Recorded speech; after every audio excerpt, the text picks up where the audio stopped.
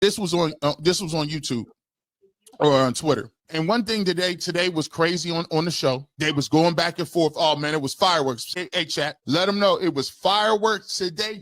Was it because of Ross Tucker? Oh, Ross was in here. Ross was in here. He was out of pocket. I heard a little bit of the Shador talk. Oh yeah, he out on him. Hey, he said, oh listen, it'll be 5 times worse. I said, oh, this is crazy. I heard that part. I said 5? How you gonna get 5? I said I didn't see him get sacked 6 times. I'm just letting you know. He was saying that Shador is gonna get sacked like 5. I said, listen, but 12 times worse is kind of crazy because I seen 6 against the Pittsburgh Steelers. I'm just saying. Now, look, see, by the way, Tyvis, I wanted to show you this when we talk about the playbook. I don't see Kevin Stefanski doing this. Why? Look, this is Josh McDaniels, and this is the way he was scheming it up on the sideline. Here you go, chat. Off 37, back off 37. Back off 37, back inside. Yes, got him. Nice job. Keep it on. Keep it on. You hear me? Hey, cold-blooded. Let's go. Come on, keep cold-blooded. You know what that was? Details. You got him to turn around because you attacked it. It was perfect. Perfect. Back up, please. Back, and then he did. Then he was way inside. I'm like, oh, here we go. Yeah. Nice job, bud. Yeah. Way to go. I appreciate how patient you are. What's up? You know what I mean? What's up? I know you do. You see nothing like that from the Cleveland Browns ever, Tyvis. So I'm first of all, before we just give Josh McDaniels we give Josh McDaniels.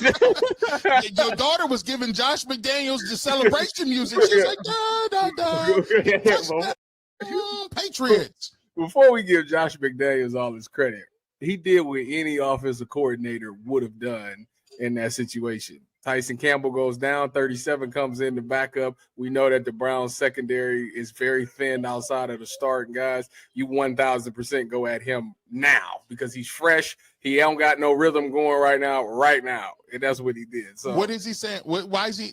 So I brought this up for 2 reasons. First and foremost, I don't like the fact that they laughing and clowning on the sideline. Like, yeah, we told you we had them fools. We schemed this all the way up. We seen it on Tuesday. Why is he saying back off 37? Why is he saying that? It probably mess up the time, and I don't know. Off 37. I'm trying to figure out why he 37 back inside. Yes, got him.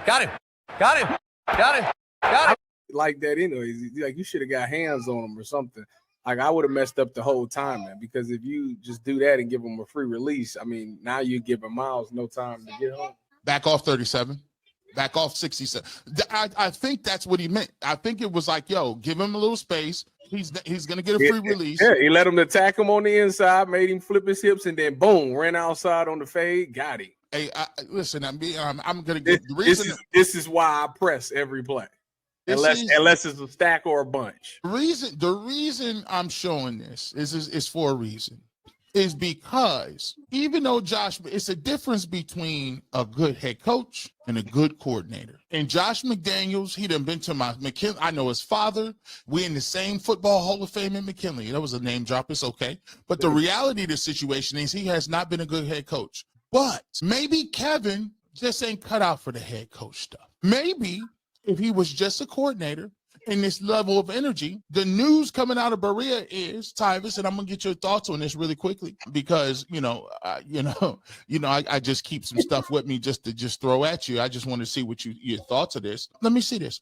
Boom. Here we go. Mary Kay Cabot. Mary Kay says, why the Browns' Kevin Stefanski should give up play calling to offensive coordinator Tommy Rees. And the reason I asked that question is maybe, just maybe, the offense gets a little boost. A little jolt in the arm.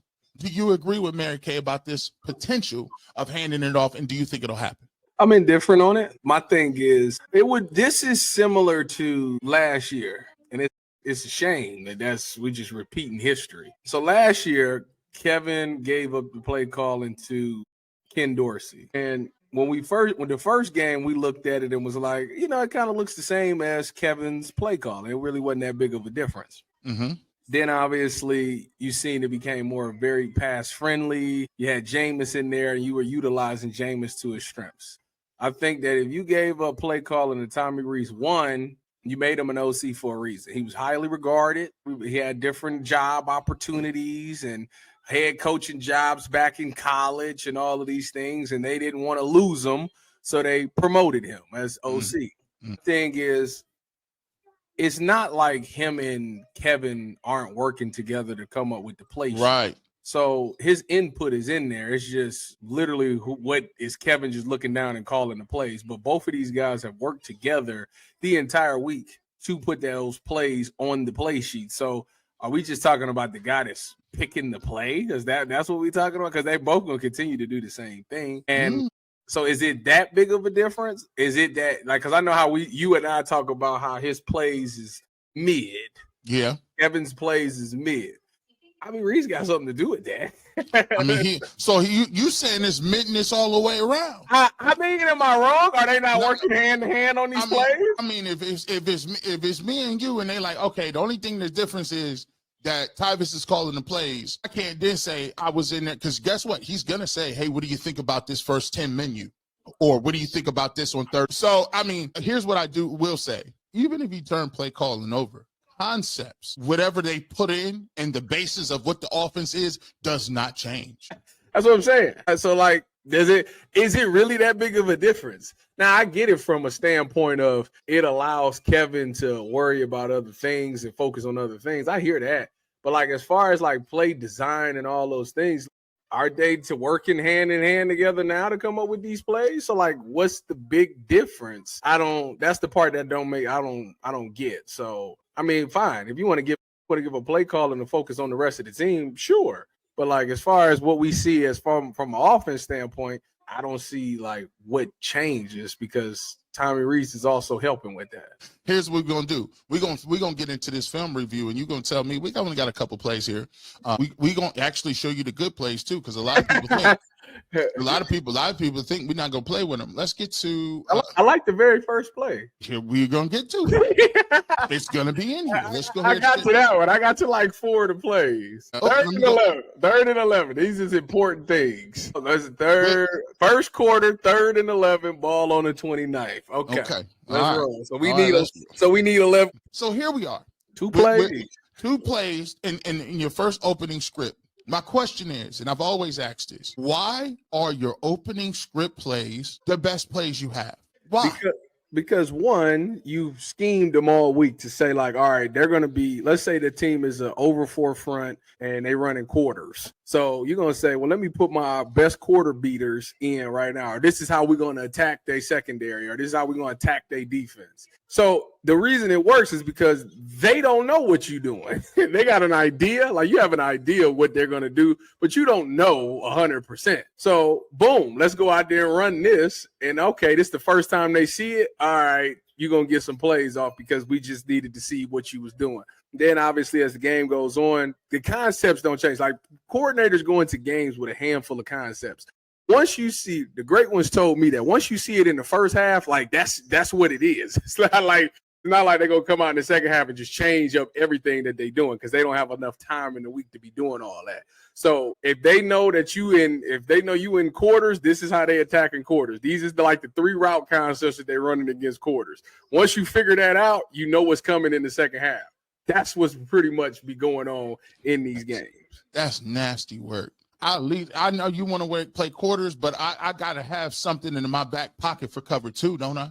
I got to have at least one. But for the most part, you always know, like this, whatever type of team they are, you're going to have those beaters in the playbook. And then as the game goes on, all right, you come out in 3rd down. Okay, so if it's 3rd and 5, typically they like to run man. So let's run a bunch, and then let's run some man beaters.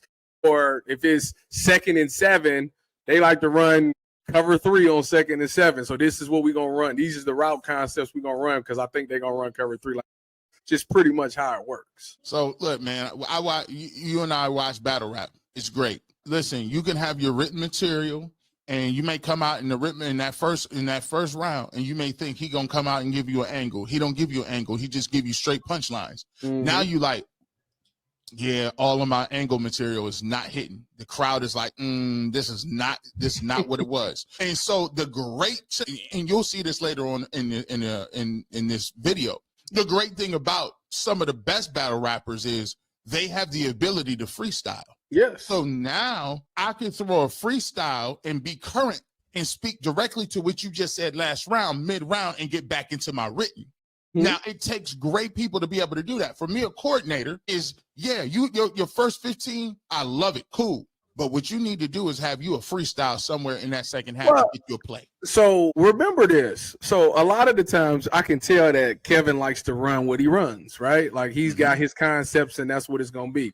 You remember, I can't remember what game it was, but it was a game last year or maybe 2 years ago. I think it was when it was the Cardinals game when Deshaun Watson had the game against Cardinals and they had the backup quarterback. Remember that it was 299 yards. It was a route they ran where they drew it up in where Amari came to the sideline and said, this is what I'm going to run. Yep. So the players got a little more creativity. Notice we don't have that. I don't think Judy coming to the sideline like, I done set this up. Let's run this. Like even the players know like you got to switch things up at time. And Amari Cooper was one of the guys that actually recognized that. And that's why he was able to make some of those plays because he was able to go out there, run a route and be like, okay, this is how they playing me. So this is how I can get open. That's something that like some of our receivers, a lot of them is young, but that's something like Judy need to figure out. So here's the thing. Are the quarterbacks allowed to throw that? You got a point there. You got to ask Kev. You got to ask according to Kenny. You got to ask Kev. Look at him looking like what? He thought he was going to be out there in the flats. He rattled, man. You know how they say that if you put a quarterback out there too early, it can mess up his confidence. He, to me, is like a Bryce Young. He need to go back on the bench for a little bit. Because he rattled right now. His bye week couldn't have came at a better time for him because he got hit the reset button. That's terrible. I showed you the good ones, man. I was looking for the other good ones. I couldn't find them. I couldn't find the good ones, bro. I gave you the first series, and that was it. That was it's a mixture of him and the play calls was bad. This is where we are, man. This is where we are. I guess the question is, I tried to give you some out card with the whistle name. I thought you was gonna come in and say, yeah, Tommy Reese, man. You know what I mean? Hey, give Tommy a shot. And then you was like, man, I ain't gonna change nothing, dog. Like am I wrong? Don't they work hand to hand? Hey, you the OC, you like, ain't that what you supposed to be doing? I don't, How many more? I'm gonna ask you. How many more weeks I gotta watch this? What this Kevin the play calling or Dylan Gabriel? Give me both. Give me both. How would you feel if Kevin pulls the same thing he did with Jameis, where the moment they turn to Shador, he give a play call? Listen, I would post date his firing application. He would be on that day to be post dated. Because Tyvis, my thesis statement has always been Kevin Stefanski has been very good at scapegoating multiple people. He's done it well.